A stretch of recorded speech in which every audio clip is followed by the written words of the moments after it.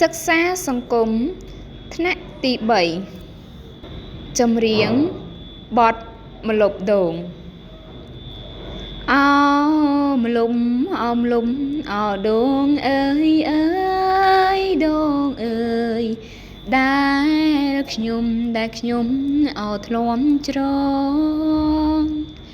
ដែលខ្ញុំធ្លាំច្រកលោកមេបាហៅមកឲ្យអង្គុយឲ្យលើព្រំអង្គុយលើព្រំបាំងឆាន់ឲ្យជូនម្ដាយអើយជូនម្ដាយលោកឪពុកឲ្យជាធំលោកឪពុកជាធំអ្នកមានអរណាអ្នកមានគុណខ្ញុំដូចភ្នំព្រះសូមា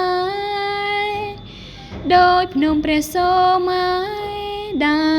លលោកឲ្យថ្នាំងធ្នមអើយថ្នាំងធ្នមបីបំឲ្យខំថា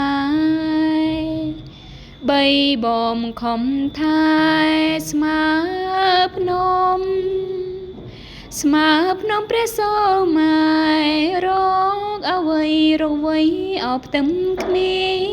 នរកអ្វីផ្ទឹម